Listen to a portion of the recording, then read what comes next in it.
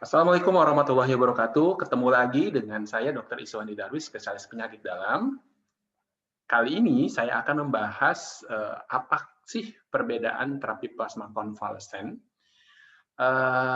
dengan vaksin dan apakah terapi plasma konvalesen ini dapat menggantikan vaksin untuk menangkal penyakit COVID-19. Nah, sebelum saya akan membahas terapi plasma konvalesen dan vaksinasi, saya akan menjelaskan mengenai dasar-dasar imunologi. Jadi secara singkat saja, bagaimanakah terbentuk antibodi di dalam tubuh kita? Yang mana antibodi ini adalah yang dideteksi untuk rapid antibody ya. Dan plasma konvalesen apa sih gitu? Dan vaksinasi gimana cara kerjanya? Nah, ini adalah proses pembentukan antibodi ini ya. Ini antibodi namanya ini ya. Antibodi. Oke. Ketika virus masuk ke dalam tubuh kita, ketika virus masuk ke dalam tubuh pasien ya, menginfeksi sel di dalam tubuh ya. Nah, sel di dalam tubuh ini yang terinfeksi virus memiliki reseptornya. Jadi ketika dia tidak memiliki reseptor untuk virus, virus tidak akan masuk ke dalam sel. Nah, di dalam sel paru yang memiliki ekspresi dari angiotensin converting enzyme, jadi ada ekspresi di sana, dia bisa menempel di situ. Ya, dimanapun tempatnya yang ada S-nya, virus ini bisa menempel karena itu reseptornya. Ketika masuk ke dalam tubuh si pasien, ya, nah virus ini akan ketemu yang namanya penjaga pertama, ya, pintu gerbangnya adalah makrofag. Jadi makrofag ini adalah salah satu sel darah putih yang tugasnya adalah sebagai sel yang mempresentasikan antigen. Jadi dia ini bersifat sebagai pengenalan bahwa ini nih makhluk asing. Nah, virus SARS-CoV-2, ya, virus SARS-CoV-2 ini adalah sesuatu yang asing karena dia bisa mengenali self dan non-self. Ada yang asing, ada yang tidak, dia tahu. Nah, kenapa tahu? Karena protein-protein yang ada di dalam virus SARS-CoV-2 ini tidak ada dalam tubuh kita, sehingga dia menyangkanya akan mengenali bahwa ini nih makhluk asing gitu. Nah, kemudian dia ini akan dimakan ya, kemudian akan dimakan, nah, masuk ke dalam tubuh makrofag. Dia akan dipecah-pecah menjadi partikel-partikel kecil, kemudian akan dipresentasikan ke permukaan. Ketika dipresentasikan di permukaan, ya, ketika dia memproses antigen ini, dia akan mengeluarkan namanya sitokin-sitokin, protein-protein yang dihasilkan oleh sel darah putih ini, yang gunanya untuk komunikasi ke sel B dan sel T. Sel T datang, ya. Kemudian ada ikatan. Nah, di sini bisa kita lihat ada ikatan. Sini adalah partikel virusnya, ya.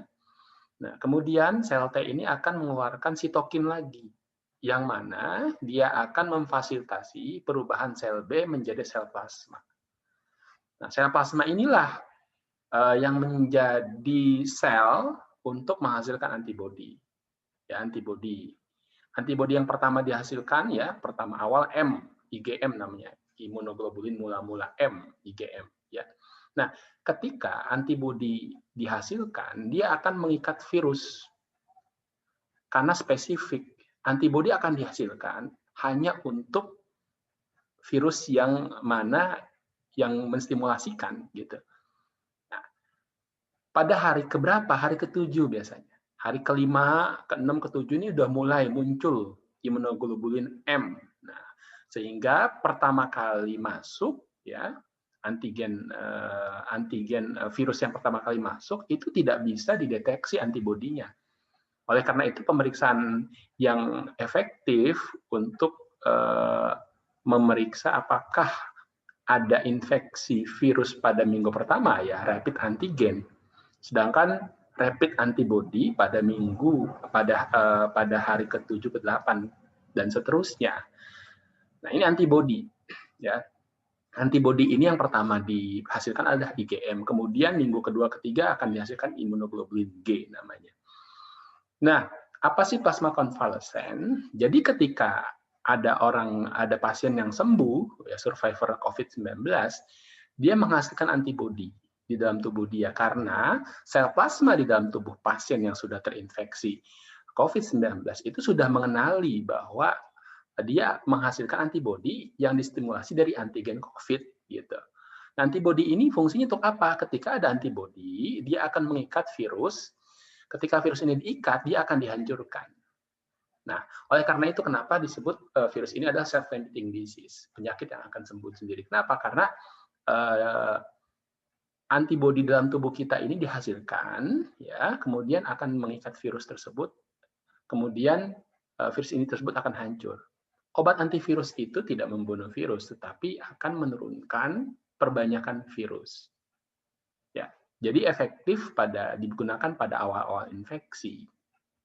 Nah, plasma konvalesen adalah antibodi ini. Jadi antibodi ini yang dihasilkan oleh pasien COVID, ya, survivor COVID.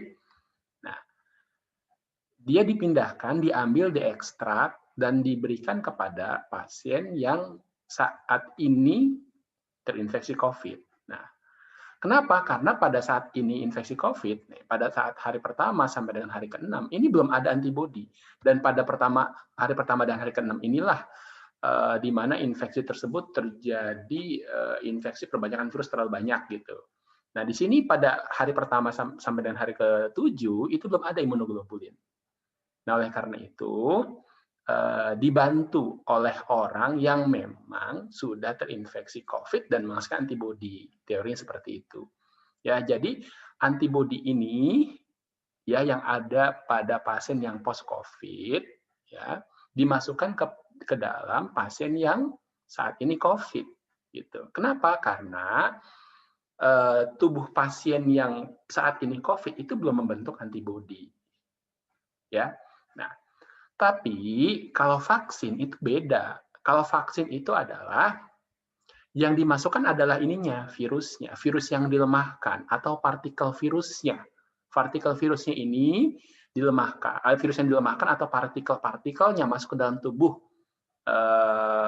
seseorang, sehingga seseorang tersebut akan menstimulasi reaksi-reaksi ini dan akan menjadikan ini nih sebagai stimulan untuk membentuk antibodi. Nah, jadi beda.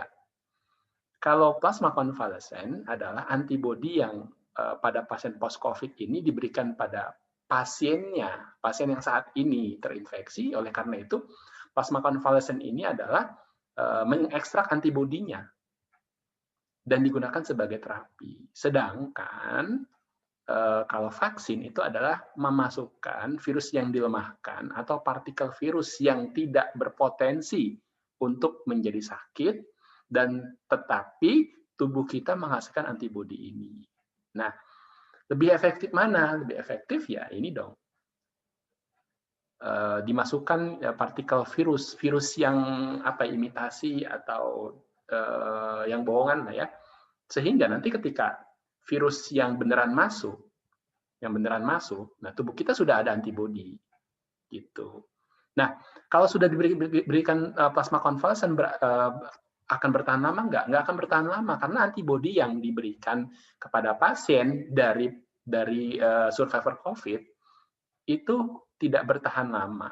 Yang bertahan lama adalah ketika seseorang yang dimasukkan vaksin. Nah, ini akan dihasilkan terus. Oleh karena itu, plasma konvalesen ini dikatakan sebagai imunisasi yang pasif karena tubuh si pasien ini hanya menerima antibodi dari luar.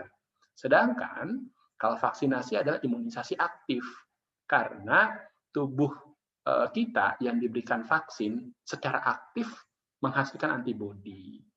Gitu. Nah, jadi konsepnya vaksinasi itu adalah pencegahan sebagai preventif, sedangkan plasma konvalesen itu adalah sebagai terapi. Jadi tidak saling menggantikan, justru beda tempat gitu ya. Nah, kesimpulannya adalah jadi terapi plasma konvalesen ini tidak dapat menggantikan fungsi vaksin karena pada dasarnya plasma konvalesen adalah terapi. Nah, sedangkan vaksin digunakan untuk pencegahan. Jadi vaksin untuk pencegahan, karena yang dimasukkan adalah partikel virus yang dilemahkan ataupun bagian virus tersebut yang nantinya akan menghasilkan antibodi yang siap ketika ada virus yang beneran masuk, sehingga langsung dihancurkan dan tubuh kita tidak akan terkena infeksi. Mungkin itu aja penjelasan singkat saya. Terima kasih. Assalamualaikum warahmatullahi wabarakatuh.